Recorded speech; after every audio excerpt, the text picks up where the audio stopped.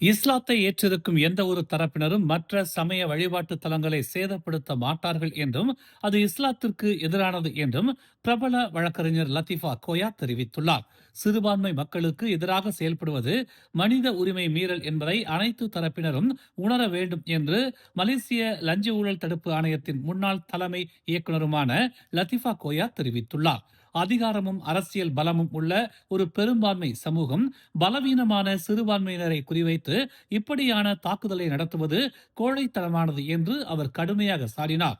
ஒரு சில தரப்பினர் தங்களை பெரும்பான்மையினர் என காட்டிக்கொண்டு இந்தியர்களின் நம்பிக்கைகளின் மீது தாக்குதலை நிகழ்த்துவதை அரசு கண்டும் காணாது இருக்கக்கூடாது என்று அவர் வலியுறுத்தினார். அரசு அல்லது தனியார் நிலங்களில் கட்டப்பட்டிருக்கும் கோயில்களுக்கு எதிராக பிரதமர் அன்வார் தெரிவித்த ஒரு கருத்தை அடிப்படையாக கொண்டு ஒரு கூட்டம் கிளம்பி போய் ரவாங் பெடானா உச்சிமலை முனீஸ்வரர் கோயிலை இரவோடு இரவாக அடித்து நொறுக்கியுள்ளனர்.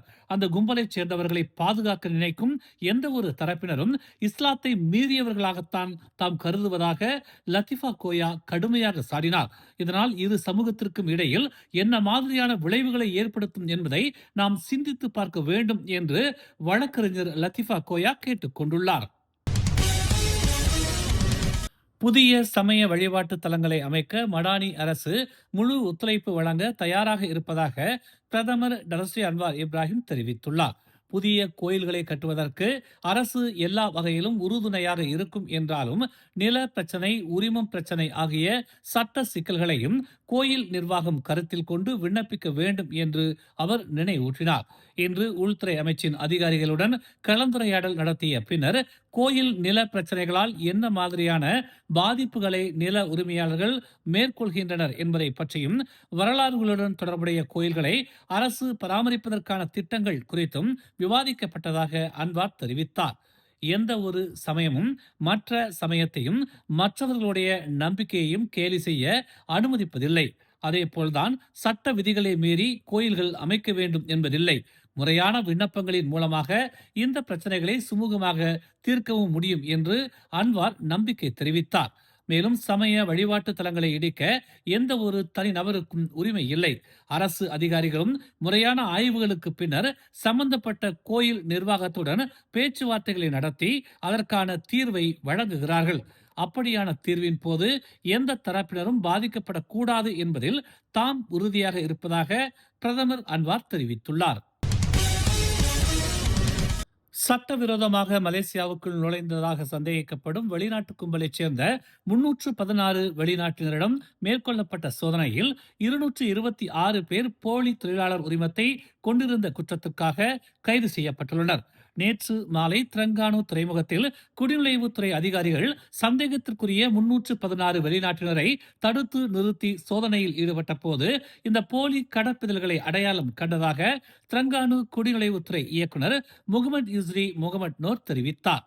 ஒவ்வொரு நாளும் துறைமுகத்தில் வேலை செய்யும் வெளிநாட்டினரின் தொழிலாளர் அடையாள அட்டைகளை சோதனையிட்டாலும் போலி ஆவணங்களை பயன்படுத்திய கும்பல் கடந்த 2 ஆண்டுகளாக சட்டவிரோதமாக துறைமுகத்தில் வேலை செய்து வந்ததாகவும் முகமது யுஸ்ரி முகமது நோர் தெரிவித்தார். துறைமுகங்களில் வெளிநாட்டு தொழிலாளர்கள் 1 ஆண்டு மட்டுமே பணியாற்ற முடியும் என்கிற சட்டத்தை மீறி போலி ஆவணங்களை பயன்படுத்தி சட்டவிரோதமாக பணியாற்றிய 226 வெளிநாட்டினரிடம் விசாரணை மேற்கொண்டு வருவதாக அவர் கூறினார். கைது செய்யப்பட்ட அவர்கள் பங்களாதேஷ், இந்தியா, இந்தோனேசியா ஆகிய நாடுகளைச் சேர்ந்தவர்கள் என்று அடையாளம் காணப்பட்டுள்ளது.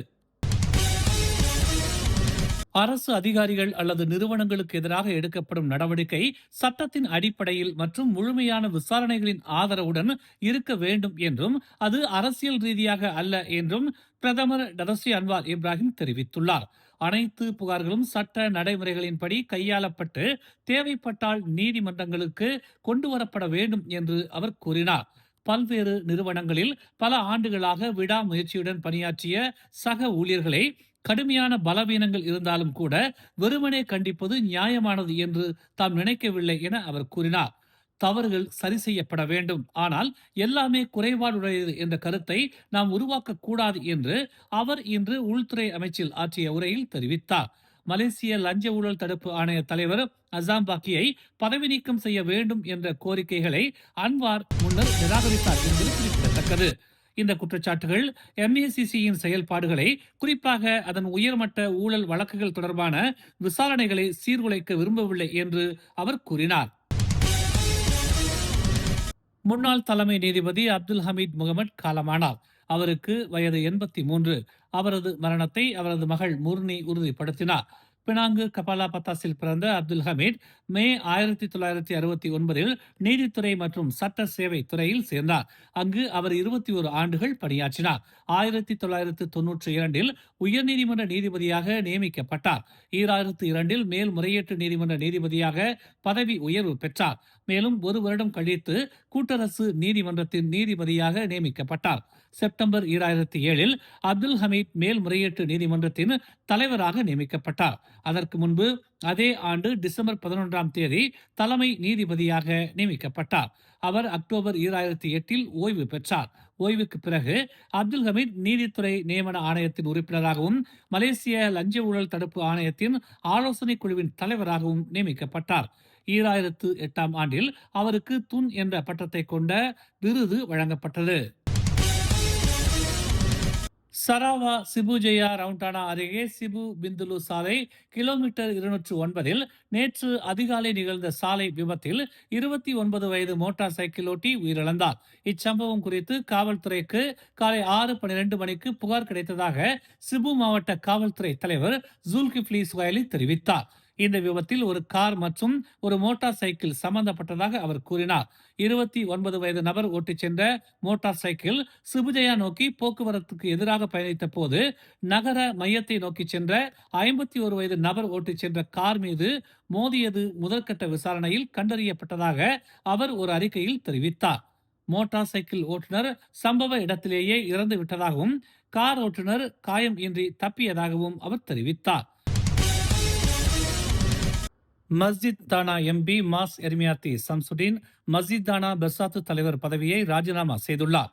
மஸ்ஜித் தானா பெர்சாத்து முன்னாள் செயலாளர் ஷாருல் அசார் அமீர் இன்று நடந்த கூட்டத்தின் போது மாஸ் எர்மியாத்தி தனது ராஜினாமாவை அளித்ததாக கூறினார்.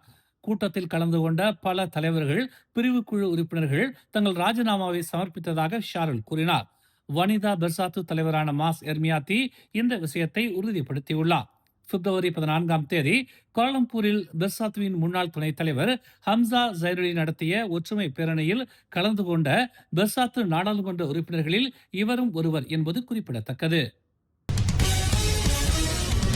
மேலும் செய்திகளை தெரிந்து கொள்ள தமிழ் மலர் இணையதளம், தமிழ் மலர் செயலி மற்றும் மலர் டிவி யூடியூப் சேனலை வலம் வாருங்கள். எங்களோடு இணைந்திருக்க மலர் டிவியை பதிவு செய்து கொள்ளுங்கள். உறவுகள் மகிழ்ந்திட விருப்பம் மற்றும் பகிர்வு சேவையை சொடுக்கிடுங்கள்.